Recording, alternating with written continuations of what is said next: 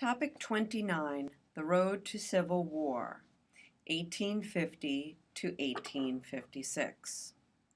You should take notes during this podcast, pause it as necessary, and listen to it as many times as you need to, as you will need them to complete future graded assignments. I recommend that you take notes in the Cornell method of note-taking as presented in podcast 3 of this course.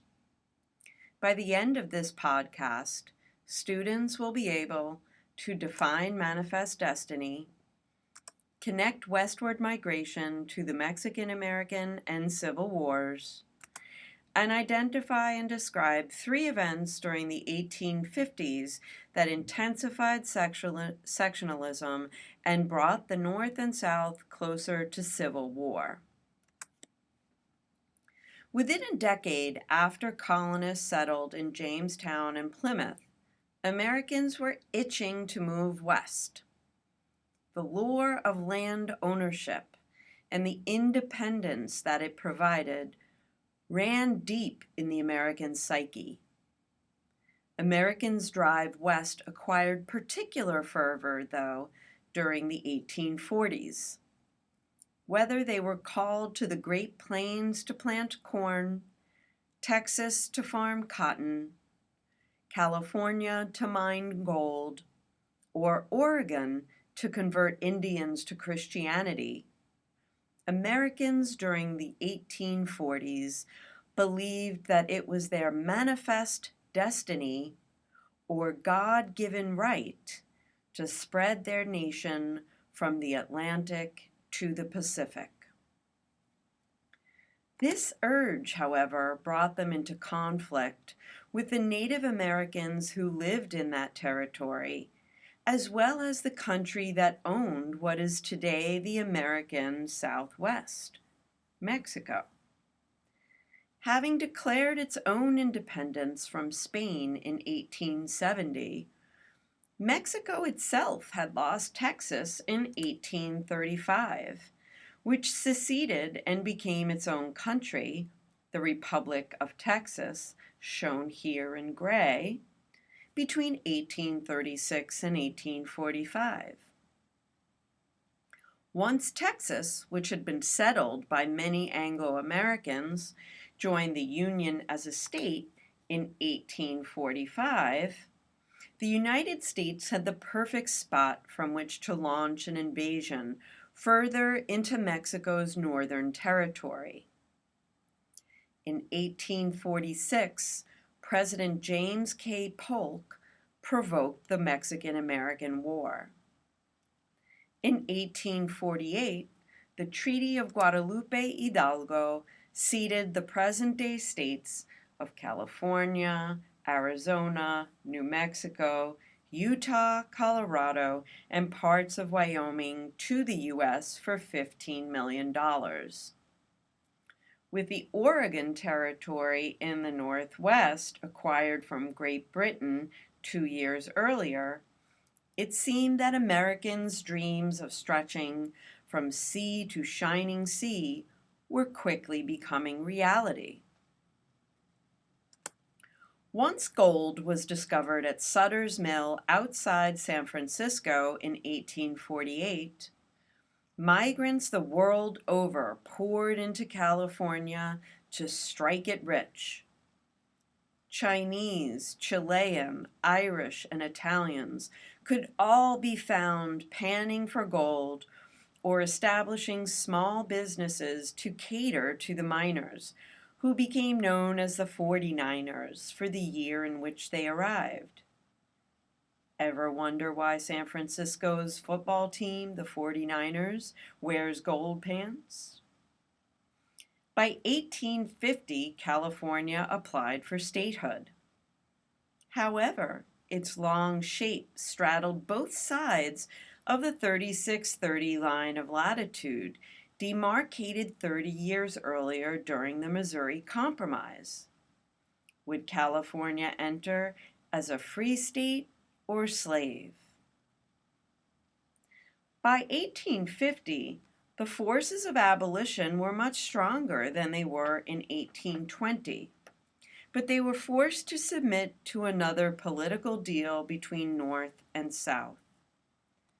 The Compromise of 1850, brokered again by statesman Henry Clay, stipulated that while California would enter as a free state and the slave trade would be banned from the capital in Washington, D.C., something that opponents to slavery felt was the height of hypocrisy in the democracy's capital, a new fugitive slave law would provide slave owners with strengthened protections over their property, slaves who had escaped from the South to freedom in the North.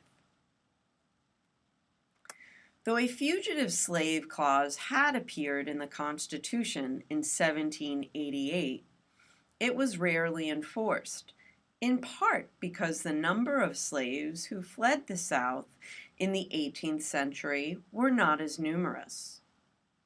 However, once Harriet Tubman and other escaped slaves began to help free fellow African Americans through the Underground Railroad during the antebellum period, Southerners demanded federal protection over what they considered their property. They got it in the Compromise of 1850, which made it a crime punishable by jail and a $1,000 fine. Overnight, Northerners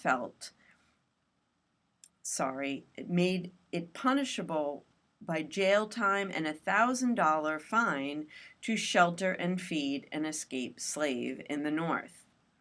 Overnight, Northerners felt that they had to make an impossible choice: go to jail or be complicit in the sin of slavery. Reaction against the fugitive slave law part of the Compromise of 1850 was swift and vocal across the North. No one, however, left a more lasting denouncement of the law than Harriet Beecher Stowe. Her 1852 sentimental novel, Uncle Tom's Cabin, which fictionalizes the life of an escaped slave, sold millions of copies and became the best-selling book of the 19th century after the Bible. Many Northerners adopted the cause of abolition after reading Uncle Tom's Cabin, and it's alleged that when President Abraham Lincoln met Stowe in 1862, a decade after its publication, he remarked, "So you're the little woman who wrote the book that started this great war." While that may have been an overstatement, it's clear that Uncle Tom's Cabin and Northerners' embrace of it following the Compromise of 1850 brought the U.S. one step closer to civil war. In fact, Stowe's brother, the Brooklyn Heights minister Henry Ward Beecher, played a small part in one of the next major conflicts that brought North and South to blows. In 1852, many people in the territories of Nebraska and Kansas wanted to decide for themselves whether they could bring slaves into their territory. This concept was called popular sovereignty. However, if the federal government allowed popular sovereignty, the Missouri Compromise line of 3630 would be forever repealed. Many Northerners thus opposed popular sovereignty, but the Kansas-Nebraska Act of 1854 did permit Kansans and Nebraskans to decide the slavery issue for themselves. The vote, however, was far from orderly.